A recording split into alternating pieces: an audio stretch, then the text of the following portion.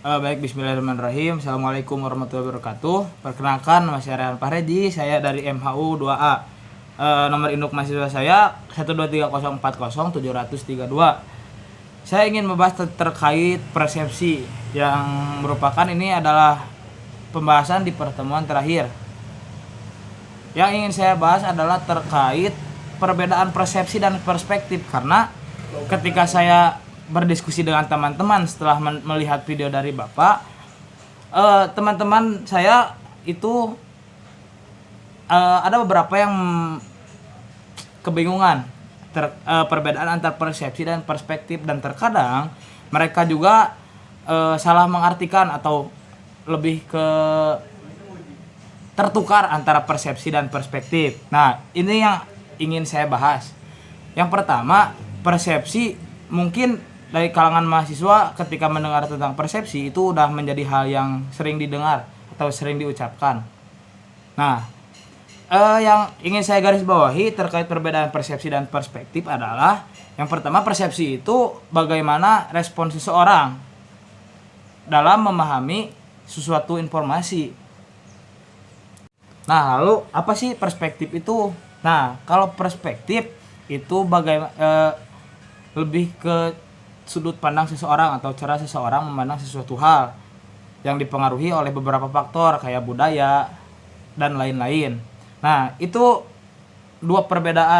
perbedaan antara persepsi dan perspektif yang menurut saya ini penting harus dibahas, karena ini dua hal yang berdekatan. Ketika penyebutannya juga persepsi dan perspektif itu sangat dekat, dan terkadang ada beberapa orang yang tertukar dalam mengartikan persepsi dan perspektif. Akan tetapi dua hal ini juga sangat berkorelasi. Bagaimana suatu persepsi dapat mempengaruhi perspektif kita. Nah, saya ingin mengambil contoh dalam hal sejarah terkait perbedaan persepsi dan perspektif ini sangat menarik. Ada perbedaan perspektif dari pihak yang kalah dan yang menang dalam suatu sejarah, dan itu sangat berpengaruh, dimana ini tuh sangat berbeda gitu antara persepsi dan perspektif, dan ini harus kita pahami bersama, karena ketika salah mengartikan itu bisa jadi sangat jauh antara persepsi dan perspektif ini gitu. Adapun tentang persepsi ini saya ingin mengambil contoh di dalam praktek haji. Terkait ada beberapa ritual yang dilaksanakan dalam proses haji.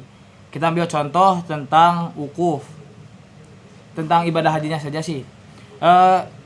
Ada dua kan, yang namanya persepsi ini sifatnya subjektif, jadi tidak objektif, subjektif. Nah, yang menjadi perbedaan kita ambil contoh seperti ini. Ada beberapa orang yang mengartikan bahwa haji ini adalah suatu proses pengabdian kepada Tuhan. Seperti yang kita ketahui, haji ini kita membutuhkan, kalau bahasa Sunda ya, kalau kata guru saya ada fisik pesak pasek. Ada fisik karena haji ini adalah suatu ibadah yang membutuhkan fisik yang sangat fit. Karena ketika dilihat kemarin juga, jarak dari hotel para jamaah haji ke Masjidil Haram itu lumayan cukup jauh.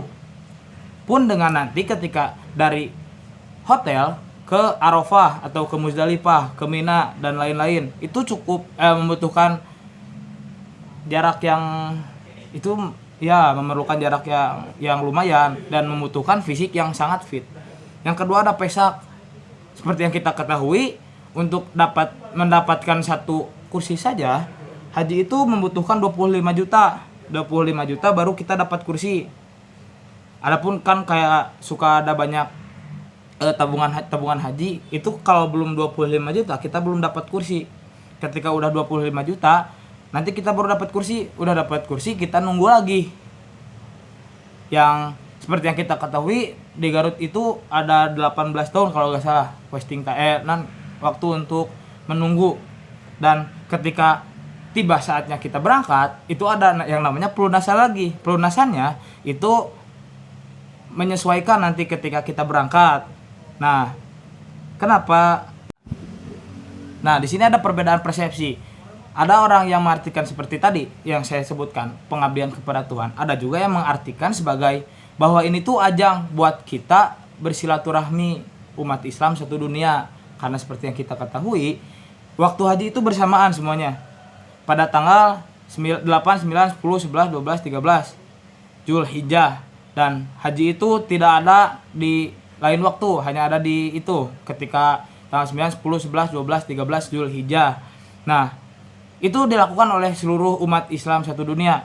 Dan di sini kenapa saya tadi berkata tentang bahwa persepsi itu sifatnya subjektif? Di sini kan ada perbedaan. Yang satu mengartikan pengabdian kepada Tuhan, ada satu lagi yang mengartikan ini tuh waktunya kita buat bersilaturahmi dengan umat Islam satu dunia. Nah, di sini apa yang tadi saya jelaskan di awal, bahwa persepsi ini tergantung kita menyimpulkan. Ya, seperti yang tadi dijelaskan di awal, bahwa persepsi ini adalah bagaimana respon seseorang dalam menyikapi sesuatu sesuai informasi atau pengalaman yang ia miliki. Mungkin hanya itu yang bisa saya jelaskan. Mohon maaf jika saya banyak kekurangan. Baik, cukup sekian yang bisa saya sampaikan. Mohon maaf bila ada banyak kesalahan. Punten bila kecap nu teu merenah kana manah. Ngabelan terang kana tarang, ngabelan dukan kolbu. Wassalamualaikum warahmatullahi wabarakatuh.